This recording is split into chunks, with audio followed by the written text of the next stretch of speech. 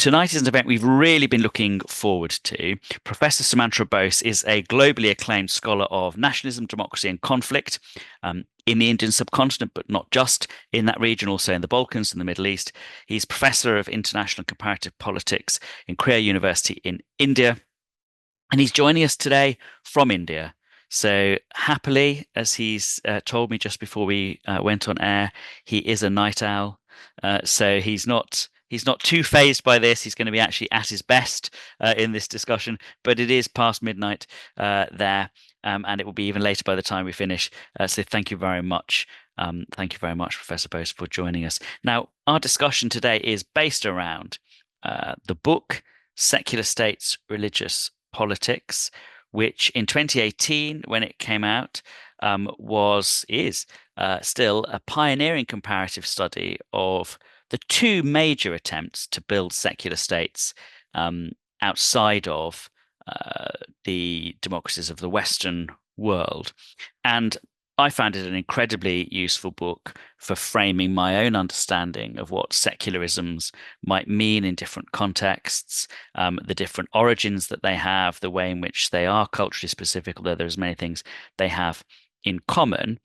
So we're going to get onto some of that in the discussion. But of course, it's also, as well as enlightening on the meaning of secularism in different global regions, very thorough analysis of the current challenges faced by secularism in these two jurisdictions, but also I think there are lessons more widely.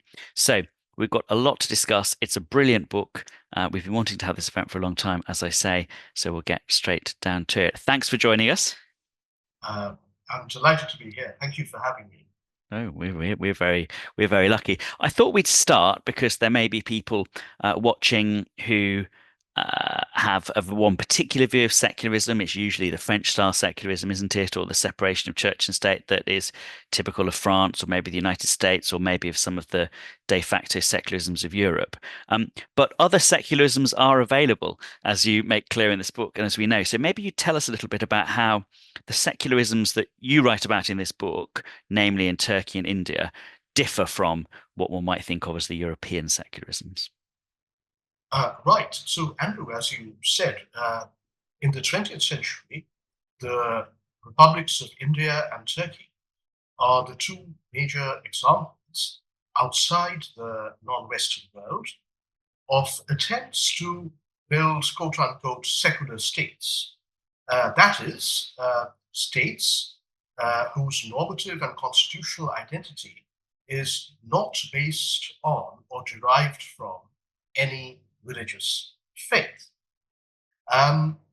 In Western style secular states or professed secular states, at least notionally on paper, in theory, there is a claimed separation, perhaps more claimed than real, of church and state. The Indian and Turkish cases both are markedly different from this benchmark criterion of secular states in the Western world, which have their own variations within the Western world, of course. So what's the big difference? The secular republics, or the avowedly secular republics, I should say, of India and Turkey, did not aspire to any separation of church from state, or I should say, of temple or mosque, from state. Rather, the constitutions and other arrangements of these two avowedly secular republics, the Republic of Turkey, founded in October 1923, and the Republic of India, proclaimed a quarter century later in January 1950, gave very extensive powers of supervision, control, and intervention over the religious sphere, religious institutions, and religious affairs to the state authorities.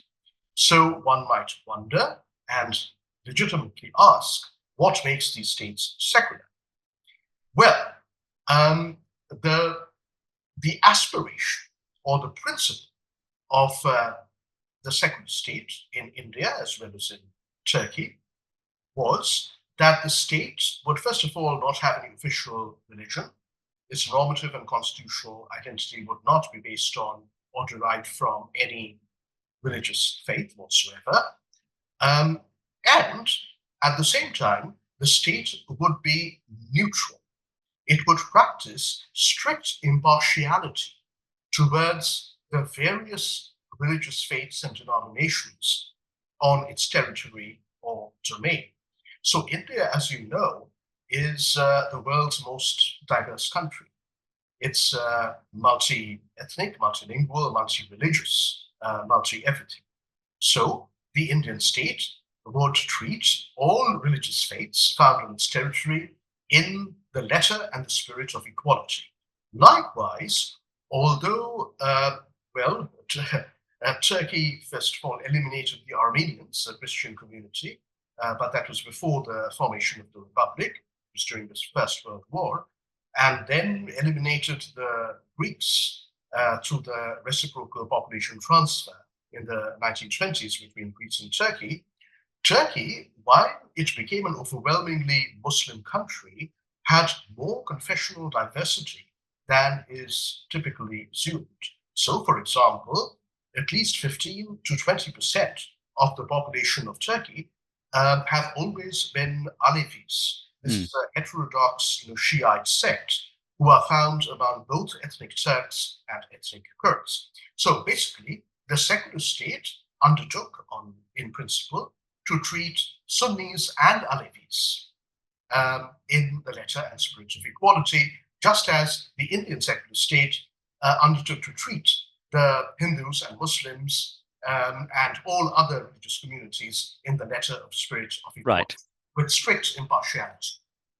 So these secularisms at the beginning, at least, they're similar to some European secularisms, isn't there? They're trying to produce a situation where there will be freedom of belief and there will be some disinterested, sort of impartial approach by the state. But they're different because they're a bit more interventionist in religion to that end. They're a bit more, they're not completely separate. You say they're sort of regulating and controlling religion. Is that the right distinction? It's a regulating and controlling version of the secular state. Right. So, for example, the Republic of Turkey in 1924, a few months after its inception, famously abolished the caliphate. And then a couple of years later came a secular civil code in 1926, modeled on the existing Swiss version. 2 years later, in 1928, Islam was deleted from Article 2 of the then Turkish constitution as the official religion of the state. But at the same time, the Republic of Turkey, as it abolished the caliphate, set up a controlling authority to supervise and regulate religious affairs, institutions, and the religious sphere as a whole through a so-called Directorate General of Religious Affairs, which is a very powerful body.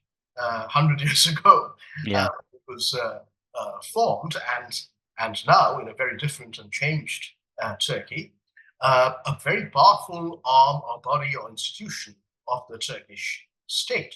So this is known as the Diyanet, the Directorate General of Religious Affairs, with vast jurisdiction over the religious domain.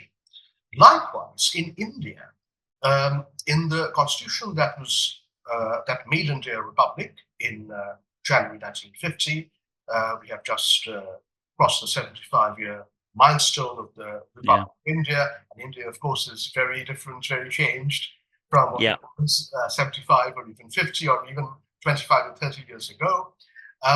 There were constitutional clauses that gave the state vast powers to regulate religious affairs. So, for example, a lot of Hindu religious shrines and sites were off limits to the so-called untouchables, who are known as Dalits or the oppressed in India today. They are 1 in 6 of all Indians.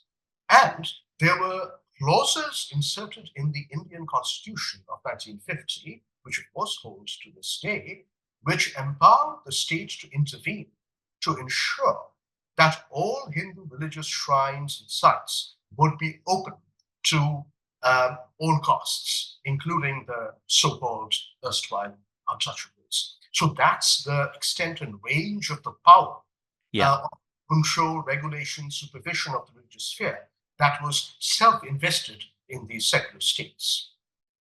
So this is a sort of intervention that, of course, is present in some European countries as well, because I mean, you wouldn't, France feels able to regulate religious matters in the interests of equality, gender equality, and so on, and other countries that profess themselves to be secular also do interfere with religious institutions for, as it were, secular reasons like gender equality or socioeconomic, or the rights of children. Often this is still the case. So is this a difference of degree between the Western secularisms and the Indian one, rather than a completely different approach, or is it a difference of intent? I guess so. It's more a difference of degree than of substance. Because, as I said earlier, I think the Western secular model was based on a notional separation, more notional than real. Yes. Of separation of religion and politics, of church and state. But in fact, that separation was notional, rather than real. However, there's still a big difference, because the Turkish and Indian variants of the 20th century secular state never claimed to separate religion from the state. Right. And what they did, in effect, entangled the religious sphere and religious affairs and religious institutions more and more with the secular state in a very paradoxical development. And that's where the problems of the Indian and Turkish secular states stem from, I think. Okay. So that's how they're different, how these two secularisms are different from some other secularisms in the world. How are they different from each other? I mean, why are they interesting to compare, the Indian and the Turkish experience? How do they differ from each other? Right. So, as a comparative political scientist, let me spell out the basics of comparative methodology. And when you're doing a paired comparison, as in this case, there have to be some similarities and some differences, because it makes no sense to compare two completely similar cases. It's banal, mundane. But it's also makes no sense to compare two cases that are utterly different, because there's no logic or basis of comparison. What are the differences between the intents behind the secular states of the republics of India and Turkey? They are very different. So the Turkish secular state was established, with a vengeance, from the ruins of the Ottoman Empire in the 1920s and in the 1930s. And in 1937, a year before Mustafa Kemal Atatürk's death, Turkey was formally declared a laicist state.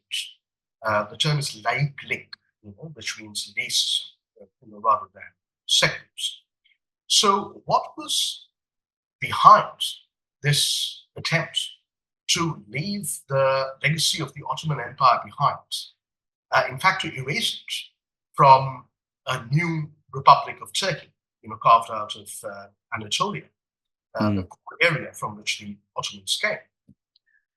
Well, there was a sense that the Ottoman Empire had lost out to its European competitors because it couldn't compete in the struggle for modernity in various forms, including the military, the technological, the bureaucratic, governmental, but also the cultural. And that religion had been a big drag in the process.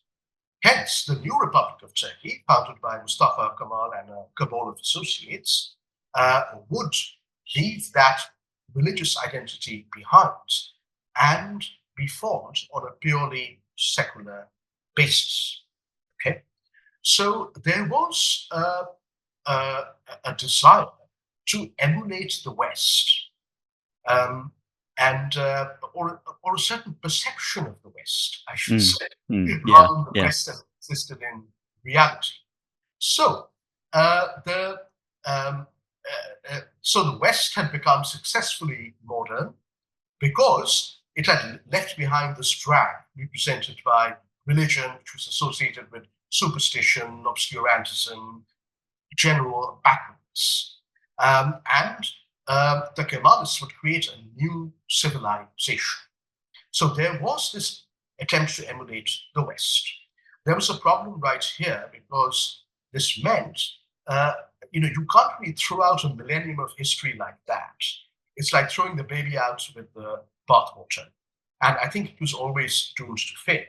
But what made it fail in practice was that Kemal and his cabal of associates were a very closed group of people, Yes. but motivated at the same time, very sure in their beliefs, attempted to impose this vision of secular modernity top down and in a very authoritarian manner. We must remember that for the first quarter century of its existence, from 1923 effectively until 1950, Turkey was a one-party state. Yeah. Only one authorized party, the CHP, the Republican People's Party, the party of Mustafa Kemal during his lifetime as the republic's leader. So it was not just a series of top-down diktats, but banning of the fez, the 19th Yeah, exactly. of dress styles, cultural norms and mores. Now, okay, so all of this was culturally alien to the Turkish people. It was sought to be forced down their throats. And when the Kemalist era of 8 decades finally came to an end about 20 years ago in the early 2000s, it became clear that the Kemalist version of state secularism had percolated to only about roughly 1/4 of the Turkish population. Okay? India, very different. India freed itself from 2 centuries of colonial subjugation by Great Britain, first the East India Company and then what we call the British Raj, the Crown, after a very long and hard struggle. And there was no impetus or desire here to copy the West in any form. Now, where did the Indian version of state secularism come from? It's very ironic, but it's worth mentioning that during the freedom struggle in the 1920s, 1930s, 1940s, the terms secular or secularism very rarely occur in the discourse of the Indian independence movement. But it becomes a staple of the discourse of the official ideology of the Indian Republic from the late 1940s, early 1950s onwards. How and why did that happen? Why did this de facto secularism, which turned into de jure secularism after independence, come about? What were the motives here? What was the intent here? Well, to go back, India is a tremendously multi-religious society. It's a multi-confessional, multi-denominational society. The diversity of religious practice and belief in this country is just mind-boggling. So the founders of the Indian Republic felt, quite naturally, that there could not be a state which privileged any one religion over others. And the state had to practice strict impartiality on religious matters. But that was an aspiration, an intention that was not translated into reality. And that was more an ideal than something that was achieved. And the second thing, and I'll end on this note, is that in the Indian subcontinent, of course, India was partitioned in 1947. The Muslim state of Pakistan was born out of certain northwestern and eastern regions of the undivided subcontinent. However, in the Indian subcontinent, our greatest, empire, culturally, civilizationally, otherwise, were the Mughals, who were around from early 16th century. Well, their decline began in the 18th century and formally it ended in 1857. For example, in the Mughal Empire, the greatest monarch was Akbar, who ruled from Right. 1556 to 1605. And he celebrated Hindu festivals and Christian. He was a great syncretist. And he even started a court religion called Din-i-Ilahi, which did not survive him, which combined what he considered to be the best elements of Hinduism and Islam. Recently, a few months ago, I was in the Museum of Islamic Art in Doha, Qatar, and I saw the original Persian Ramayana. The Ramayana is one of the two great ancient Indian epics, along with the Mahabharata, and this was a beautifully illustrated Persian version. Persian was the court language of the Mughals. That was commissioned by the Emperor Akbar's mother in the 1590s. So, what's the point I'm trying to make? The point I'm trying to make is that not just from the top, but through centuries, as India evolved as this immensely multi-religious society, there was also, and despite the bloodiness of partition and all of that, over centuries, there was an everyday ethos of not just tolerance, but coexistence. Right. And the founders wanted to establish this in the Indian state. They wanted to perpetuate officially and institutionally this heritage, this ethos of mutual tolerance and coexistence.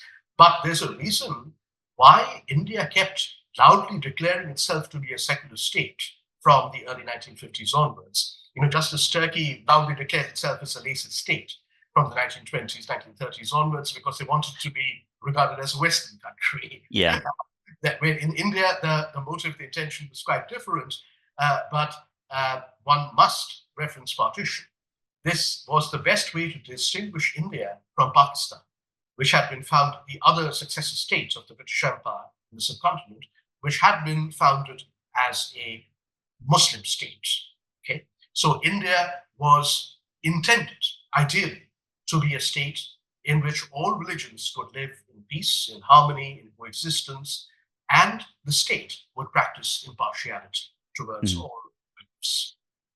So what you're saying about India is really that the background conditions for secularism had been present for many centuries in terms of this heritage of the active management of diversity and coexistence and so on.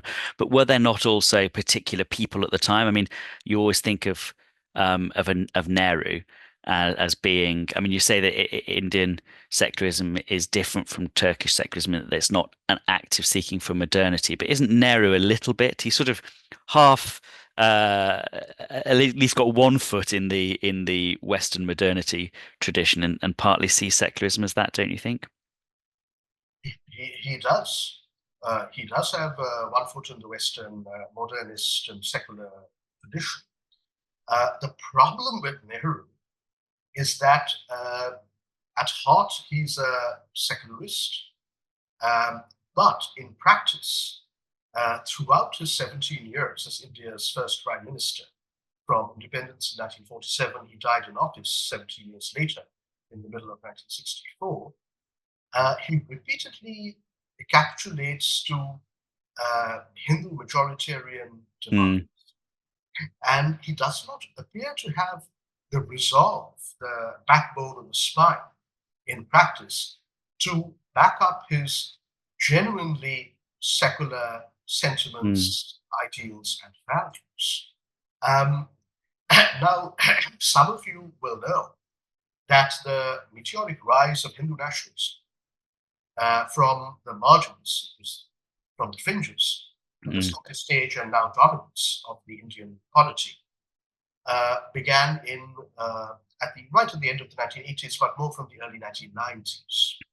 And it was propelled by a mobilization to destroy an early 16th century Mughal mosque on the purported, which had been built, this cannot be substantiated, which had purportedly been built on the exact birthplace of Lord Ram, a very important and revered Hindu deity, the hero of the epic Ramayana, whose Persian version the Emperor Akbar's mother commissioned in the late 16th century. Today, to cut a long story short, that mosque was demolished on December 6th, 1992, more than 30 years ago now, in a frenzied day-long attack by tens of thousands of Hindu nationalist militants. And then in November 2019, about 5 years ago, the Indian Supreme Court, to its eternal ignominy, I would say, handed over the site of the destroyed mosque to the Hindu nationalists. Just over a year ago, in January 2024, Prime Minister Modi inaugurated a grand, I would say rather garish temple. Yes, tacky, yeah. on the rubble of the demolished 16th century mosque. So that gives you a snapshot of India's political. Yeah. But this goes back a long way. In 1949, 1950, 2 years after independence, various Hindu nationalists, both within and outside the fold of the Indian National Congress, started campaigning on this temple issue. Okay, and I'm actually, about to publish another book next year, early next year, in less than a year's time, called The Modi Era, India and the Story of Democracy in Eclipse, from Yale University Press. And in it, I describe in some detail in one of the earlier chapters how Nehru was horrified by the attempts of some of his own Congress colleagues, in collusion with other more overt Hindu nationalists, to kind of open up this mosque temple issue based on the myth that Lord Ram had been born on the site, which had been desecrated deliberately by the Mughals in the early 16th century by building a mosque there and so on. But he just climbed down. I mean, he did not exert his authority as prime minister, and he allowed things to go forward, and this was a slippery slope. And there could be many other examples. So yes. The point I make, as you know, Andrew, in this book, is that the Indian secular state has been undermined less by its opponents, most notably the Hindu nationalists, and more by its self-proclaimed guardians. Yes. Well, I want to come on to that because, I mean, before we go to questions, we'll bring things right up to date and we'll talk about some of the current problems in the future. But before we get to there, I just want to talk a little bit about as it were, the discontents in the two countries that there have always been about secularism and the different people that they've come from. I'll just pause here there to remind everyone, if you've got questions, put them in the question box because we'll be coming to questions soon. And so before we come on to the specifics of the very current situation in both countries, if we can talk just generally about the opposition to secularism that there's always been. I mean, we know the sort of opposition that there has been to secularism in the West historically. There were Christian nationalists who were scandalized when Jefferson was elected president. There were Christian nationalists in the US right at the beginning who wanted Christianity in the Constitution. They're still around, obviously, at the moment, these Christian nationalists, but a lot more powerful than they were then. And they're in government now in the United States, and they've been undermining secularism for a long time. So there's religious nationalism everywhere, which is an opponent of secularism. But then there's also, obviously, a sort of ethnic chauvinism, and I'm interested in whether you think that the two things are the same in India, whether it's religious nationalism and ethnic chauvinism, or what sort of the example is there. And then there's straight out theocracy. I mean, theocrats don't like secularism because they want theocracy, and that's different from religious nationalism, isn't it? It's a different inequality in some ways. What are the various discontents that secularism has had in Turkey and India, and how are they comparable? And then, of course, you've said as well in Turkey, where to some extent secularism was seen as a pillar of modernity, and there were modernization reasons. Secularism can also be dismissed as Western, and that's a source of power for the people who are discontented with secularism. But tell us a little bit about the various reasons why secularism has been opposed in these two countries. Right. Let me take Turkey first. The Turkish state was very authoritarian, as we know, including its imposed in a top-down version of state secularism. I won't recapitulate that. But it was only around 1970 that Turkey's first explicitly Islamist party was formed. And it was only in 1996 that Turkey had its first short-lived government. It lasted less than a year, led by an Islamist prime minister called Necmettin Erbakan, who belongs to the previous generation of Turkish Islamists to Tayyip Erdogan, who of course needs no introduction. Now, what the Turkish Islamists, Erbakan, he was an engineering professor with a PhD from Germany, and his much younger colleague, born only 1954, so he's only 70 even now, Tayyip Erdogan, kind of a strong petrol of the youth wing of the Islamist movement, became mayor of Istanbul in the mid-1990s. Erdogan was actually born in a small Black Sea town on the Black Sea coast of Turkey, but he grew up in a working class and very devout neighborhood of pious neighborhood of Istanbul. What this movement aspired to was what one of its guiding figures called the restoration of Turkey's Ottoman Islamic identity, which had been thrown out by the Kemalists. Now, according to this version of Turkish nationalism, because you asked this question, this is just an alternative variant of Turkish nationalism to the secular nationalism represented by the Kemalists. The essence of Turkey's national identity is located in the Hanefi Sunni faith of the majority of Turkey's population. So this is just an alternative version of Turkey's nationalism. It's also very majoritarian because the majority professes the Hanafi Sunni version of the Islamic faith in Turkey. That's what Erdogan himself follows. Turkey has undergone a remarkable transformation in the last 20-odd years, in post-Kemalist Turkey, as I call it in the book. And it's retained its authoritarianism. But the authoritarianism, it's the old potion, but in a rebranded bottle. And there are two differences in the labeling of the bottle.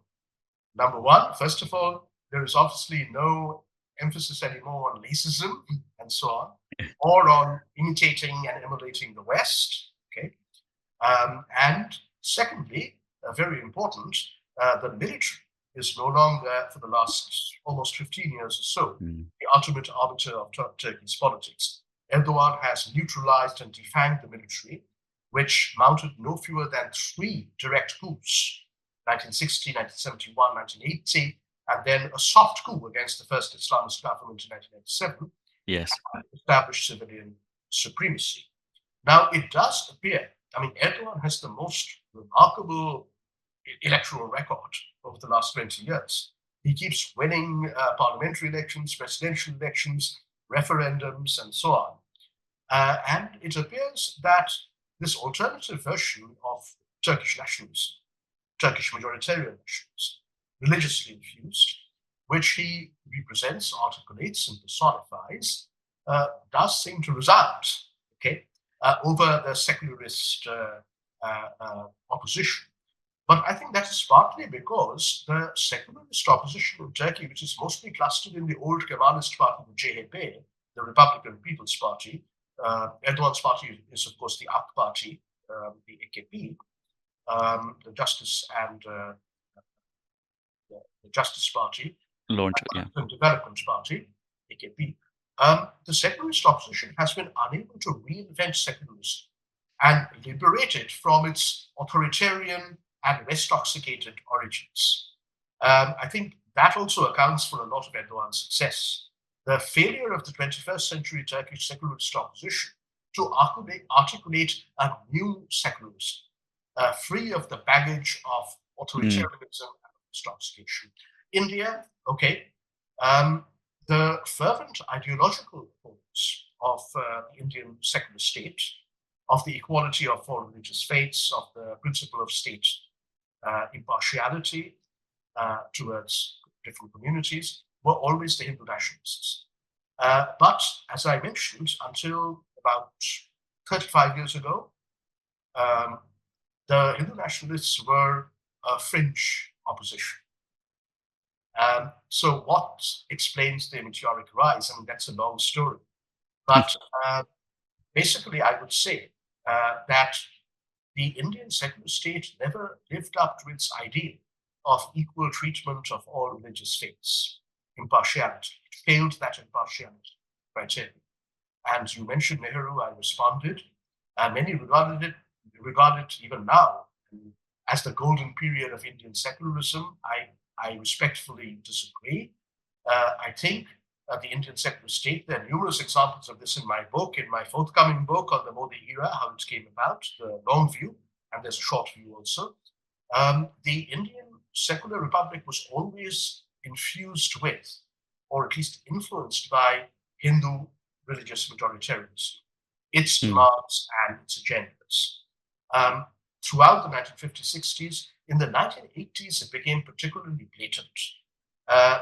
Between 1980 and 1989, India had two Congress Party governments, so avowedly secular.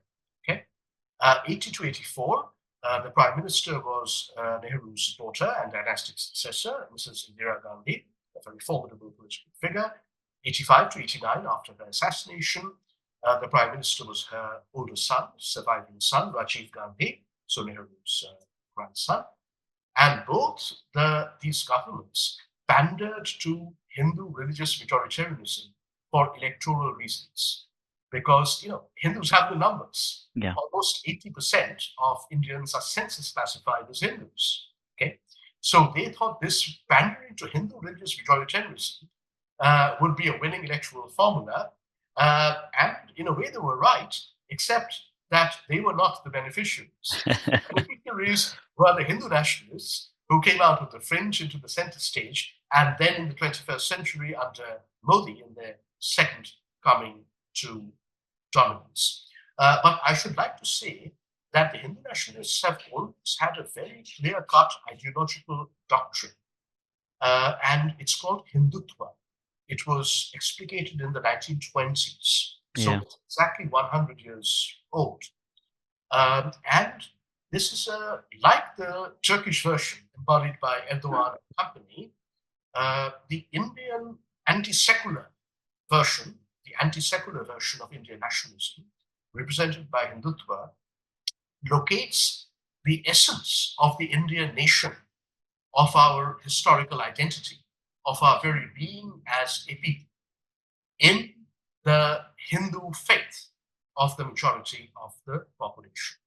Of course, Hinduism, in reality, in practice, is profoundly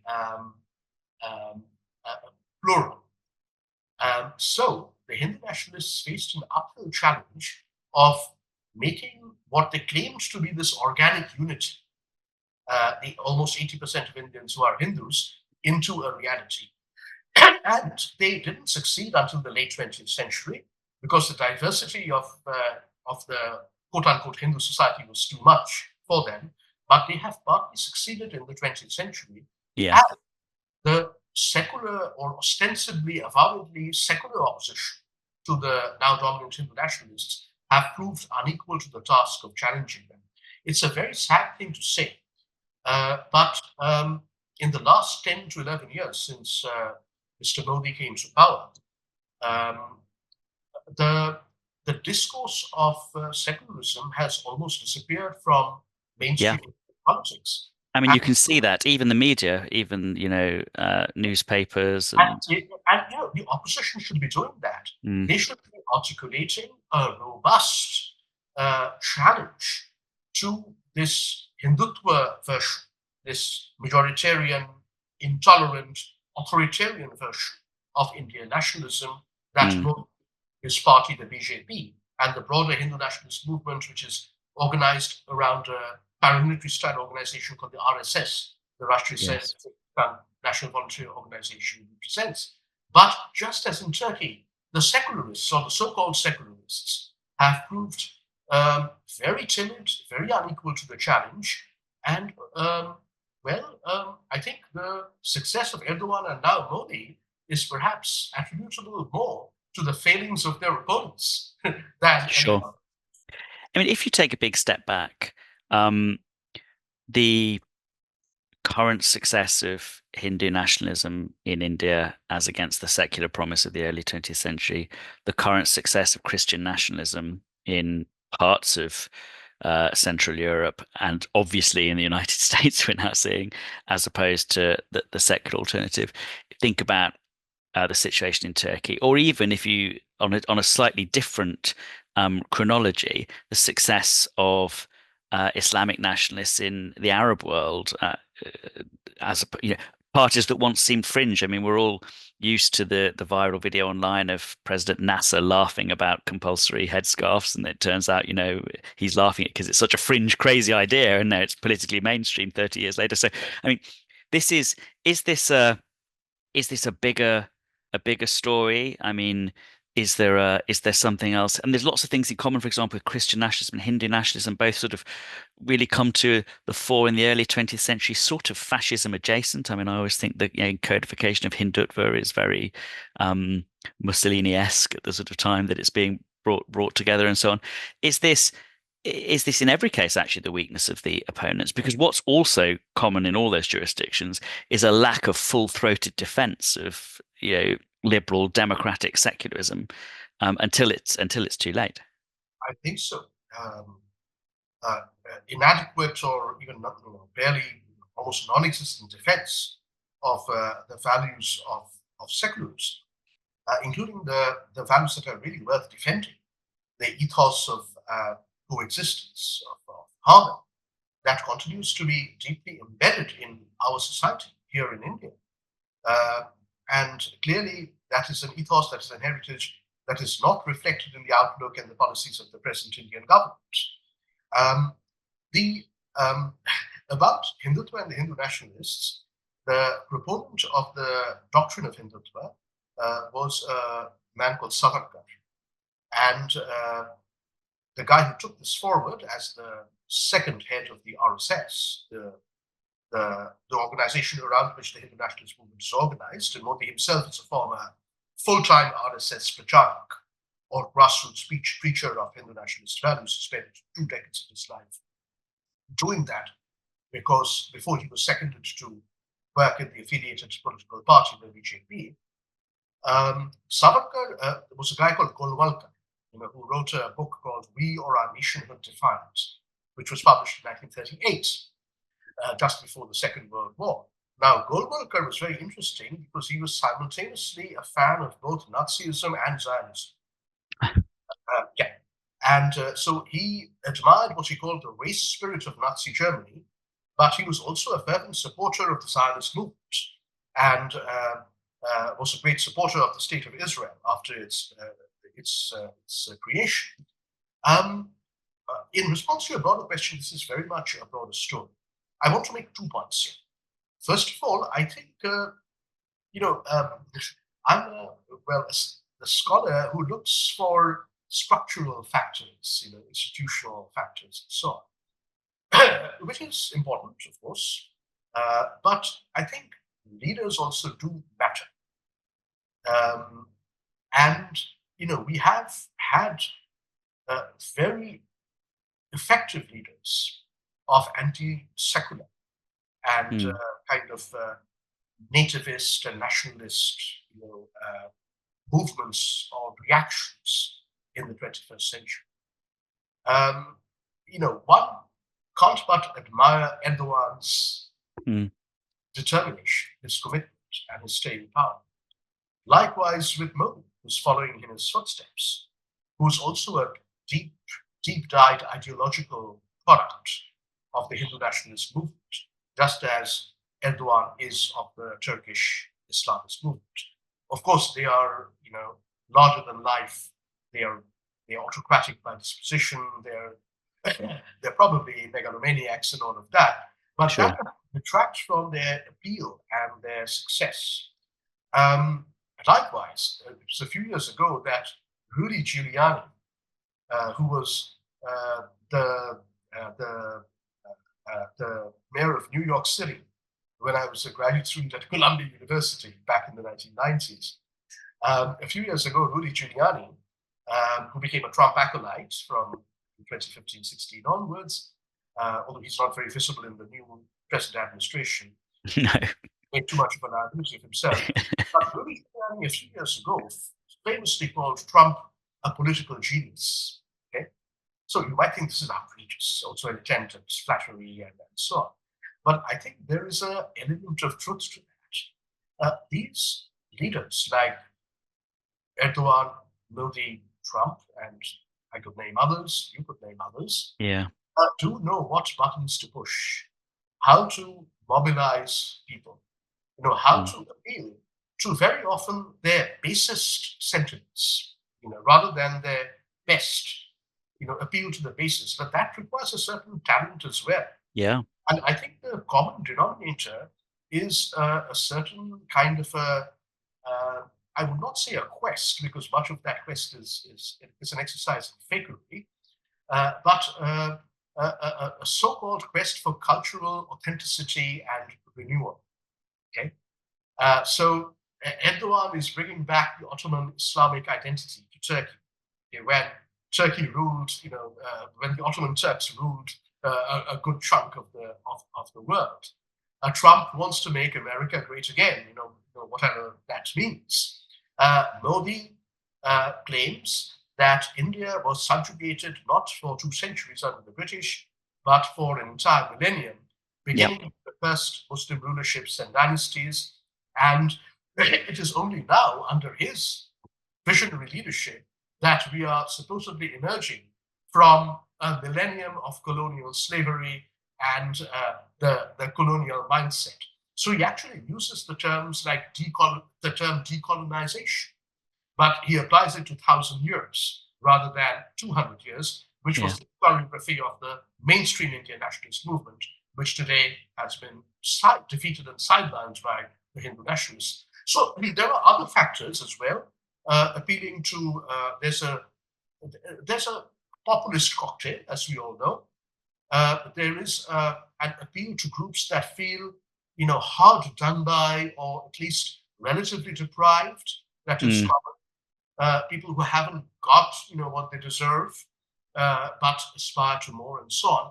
But I think, we need to look very closely at these very effective leaders, whether they're or not, who know what buttons to push, how to mobilize people, and how to keep winning elections, and especially how they invoke this in their quest for autocratic power, this cultural authenticity and the renewal of something that was great and stopped being great and fell in hard times and will be great again. Can be great again. Right, we've got 3 questions from the audience, which we'll get. I think we've got time for all 3. And then, because we're running out of time, we've been talking for far too long. But everything you've said is so wonderful. So Modi and Erdogan, this is one question. Modi and Erdogan are clearly too invested and too far along the path to be turned away from their anti-secular missions. When they eventually leave power, is there reason to expect there might be a change of direction? Are the ingredients for a change there in society or the political system for there to be change, or will it be more of the same? This is an interesting question because we had Rajiv Bhargava at one of these events, and he said he thought that the only change in India now, because the opposition was so useless, would come from a splintering of the BJP and that factions there would start to fight each other and so on. But is that true? Or where will any change come from in either India or Turkey, or will it? It's a very good question. The transformation of Turkey in the last 20-odd years, and the ongoing transformation of India under Modi in the last decade plus, has been heavily reliant on the personality cults of Modi and Erdogan. So a question naturally arises that will these transformations survive Modi, Erdogan, and Modi? Well, Erdogan is 70. He's known to have medical issues for a long time. Well, he's a tough guy. I mean, he might be good to go for a while yet. Modi is about, well, he will be 75 this year, and everyone is mortal. I mean, he's in, I think, reasonably good health, but okay, he's 75 years old. Will there be a succession problem? Because these larger-than-life characters and their personality cults have so dominated the political transformations of Turkey and now of India. It's difficult to speculate, frankly. It's difficult to look into the soothsayers' bowl of tips. And social and political scientists are kind of warned not to speculate too much. But there could be a succession issue. Modi is on a vainglorious personal mission, like Trump, who's extremely narcissistic, as we know. But Modi is also on an ideological mission to make India a Hindu nationalist republic. And he has partly succeeded already in doing so.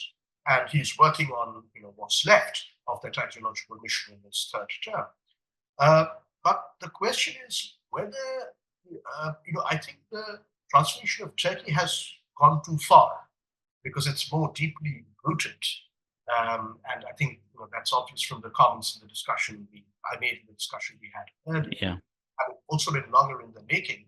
Now, Yeah. I think it is still a little bit of an open question whether India will turn into a Hindu nationalist republic in the very substantive sense, although it's partly there already. I would not, however, bank on a splintering of the BJP on the arc. Okay, but there is a legitimate question. After Erdogan, who? After Modi, what? That is a legitimate question.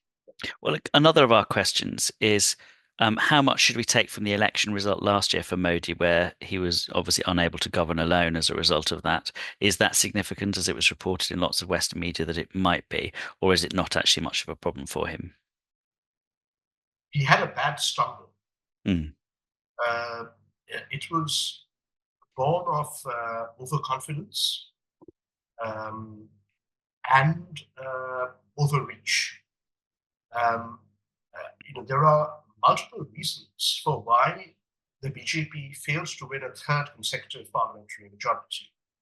But one of the reasons was the completely overblown rhetoric of the BJP and Modi himself, and of his chief henchman and enforcer, Amit Shah, his home minister, formerly BJP national president. This duo runs India, the government of India, essentially, without much reference or recourse to anything else. So Modi and Shah, including Modi himself, the big man, kept saying that the slogan, the official slogan of the BJP was "Ab ki baar 400 par." This time we will cross 400. Now, the Indian Parliament, the directly elected lower chamber, the Lok Sabha, the House of the People, consists of 543 members. Okay, so what he was saying that we aspire to a monstrous majority, super, and that was one factor that scared a lot of people. And they did not want the BJP to get, that sort of a commanding majority. And, that's a very partial answer to, why the stumble happened, but it's an important part of the explanation. But since then, Modi has regained his footing in response to the question. Yeah. So there have been 4 elections. In India, state-level elections are very important as barometers of politics.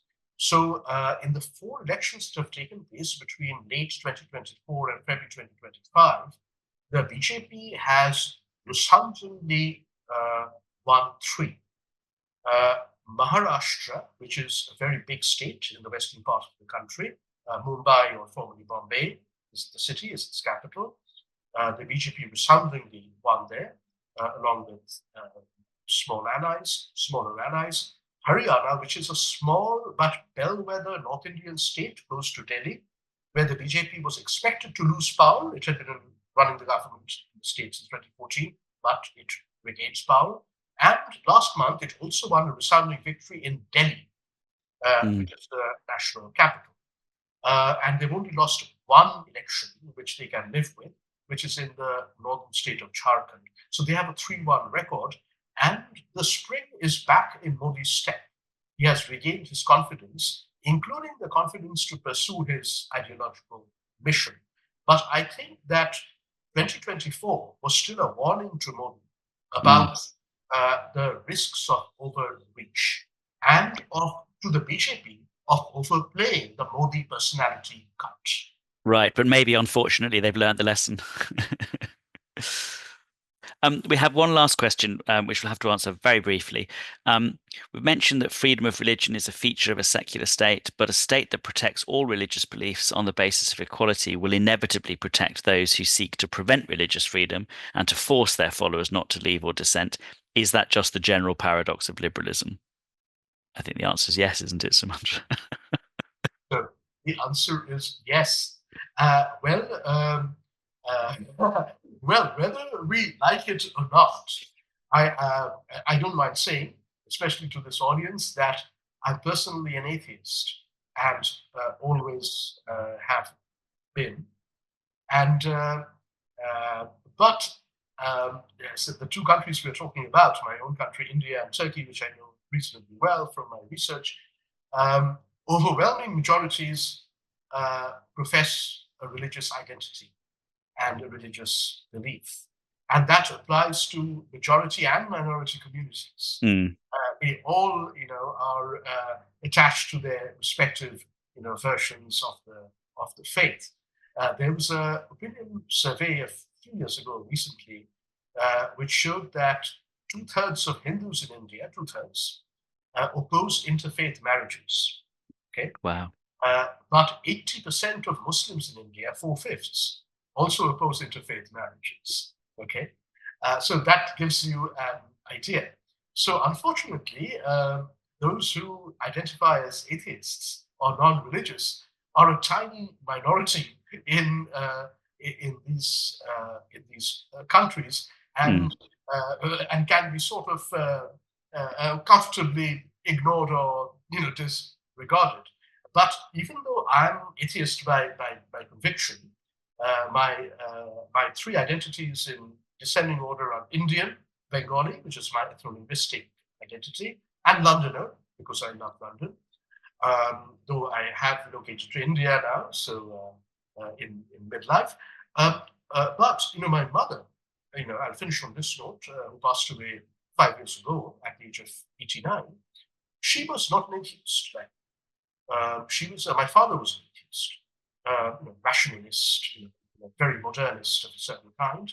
My mother, however, was a moderately religious person, moderately.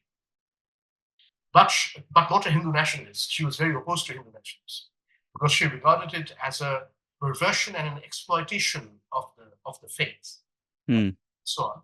But she regarded herself as a Hindu. She was moderately religious, I would say. Okay? And she always told me that we ignore sincere religious beliefs at our own peril. And that what we should try to do is that the sincere, deeply felt religious beliefs are not politically exploited and turned into a nationalist ideology, which is authoritarian and which is very intolerant and indeed dangerous. So I'll end on that note. But the wise words. question, I think, is yes. So the moral of the story is always listen to your mother. Yes. It must be. That's the answer. Okay. We listen to our elders. Yeah. Yes. Okay. Fine. That's right. That's right. They know more than we do. Well, thank you very much, Sumantra. That was a wonderful event. And here's the book again for everyone at home to buy. And the next one on Modi is forthcoming. It's been so good to have you with us. And everyone, good night. I'll reach it with you. Thank you. Thank you. Thank you for having me.